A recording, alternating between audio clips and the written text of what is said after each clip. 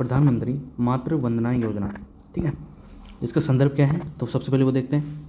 सरकार ने स्पष्ट किया है कि प्रधानमंत्री मातृ वंदना योजना के तहत एकल माताओं और परित्यक्त माताओं को शामिल करने और उनके लिए सुविधा प्रदान करने के लिए पतियों का आधार कार्ड मांगा जाना अनिवार्य नहीं है। ठीक है, जो एकल माता हैं या फिर परित्यक्त माता हैं उनके लिए सुविधा उपलब्ध कराने के लिए जो पतियों का आधार कार्ड है वो मांगा जाना अनिवार्य नहीं है या उसकी उपलब्धता अनिवार्य नहीं है। तो इसके अंदर ये स्पष्ट कर दिया है कि इसके अंदर प्रधानमंत्री मातृ वंदना योजना के अंदर मतलब अगर किसी के पास उसके पति का आधार कार्ड नहीं है तब भी उसको इस योजना के तहत लाभ दिया जाएगा। ठीक है, तो ये आप ध्यान रखेंगे। अब पढ़ते हैं इस योजना के बारे में। ये तो संदर्भ हो गया क्योंकि न्यूज़ के अंदर क्यों है। अब पढ़ते हैं इस योजना के बारे में। प्रधानमंत्री मातृ वंदना योजना, यह योजना केंद्र सरकार की एक मातृत्व लाभ योजना है। इस योजना को राष्ट्रीय खाद्य सुरक्षा अधिनियम 2013 के प्रावधानों के अनुसार देश के सभी जिलों में लागू किया गया है। देश के सभी जिलों में मतलब संपूर्ण भारत के अंदर इस योजना को लागू किया गया है। ठीक है, कौन से अधिनियम के तहत? राष्ट्रीय खाद्य सुरक्षा अधिनियम 2013 के तहत। तो ये भी आपको ध्यान रखना होगा कि राष्ट्रीय खाद्य सुरक्षा अधिनियम के तहत प्रावधानों के अनुसार देश के सभी जिलों के अंदर प्रधानमंत्री मातृ वंदना योजना लागू की गई है।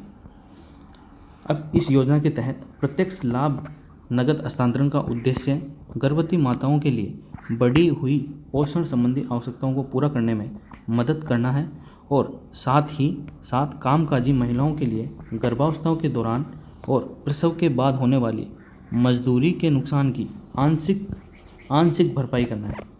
ठीक है, कहने का मतलब यह है कि जो महिलाएं गर्भावस्था के दौरान मजदूरी से दूर हो जाती है या कामकाज से दूर हो जाती हैं उनको आर्थिक सहायता देने का इस योजना का प्रमुख उद्देश्य है, ताकि जो बच्चा है गर्भ के अंदर उसकी पोषण आवश्यकताओं की पूर्ति की जा सके, ताकि वो भारत के विकास के अंदर एक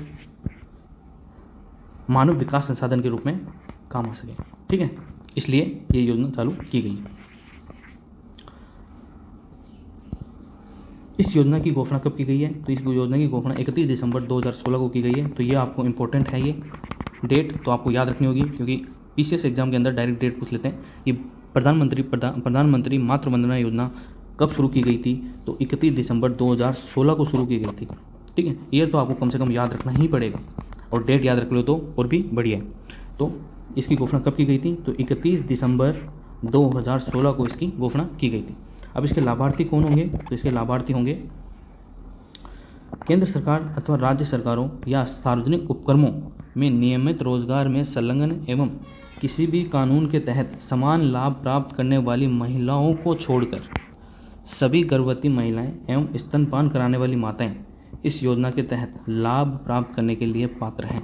यानी कि जो भी केंद्र सरकार और राज्य सरकार या सार्वजनिक उपक्रम में नियमित रोजगार में संलग्न हैं और जो इस प्रकार की योजना का लाभ प्राप्त करने वाली महिलाओं को छोड़कर, जो कर रही हैं महिलाएं उनको छोड़कर बाकी सभी गर्भवती महिलाएं और स्तनपान कराने वाली माताएं इस योजना का लाभ प्राप्त करने के लिए पात्र होंगी।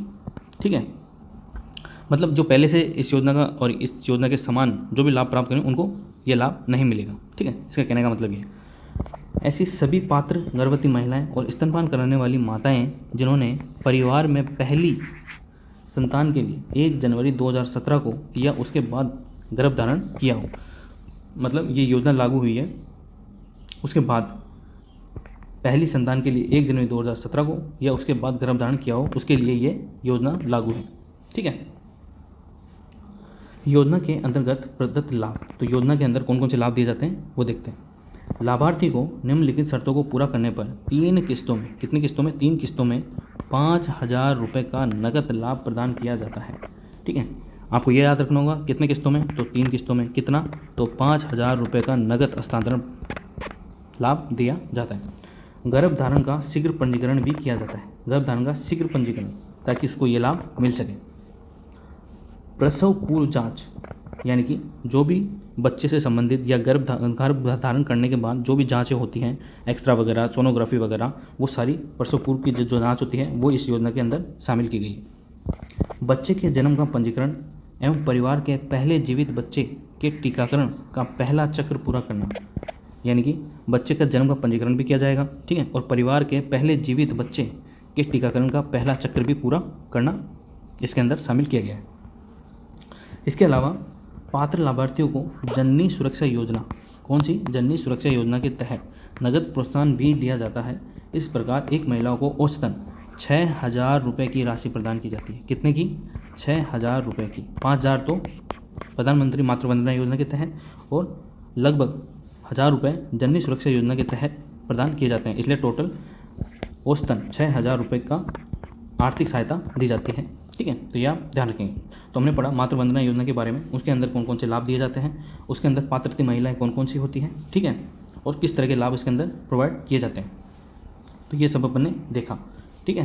तो आप ध्यान रखेंगे। और ये कब लागू की गई थी, तो 31 दिसंबर 2016 को लागू की गई थी, ठीक है। तो ये अपन ने पढ़ा। अब वीडियो को 1 से 2 बार देखिए तो आपको ढंग से याद हो जाएगा, ठीक है। अगर आप चैनल पर नए हैं तो वेस्ट प्लस यूट्यूब चैनल को सब्सक्राइब करें डेली करंट अफेयर वीडियो देखने के लिए, और वीडियो पूरा देखने के लिए थैंक यू। अपने व्यू आप कमेंट करके मुझे बता सकते हैं।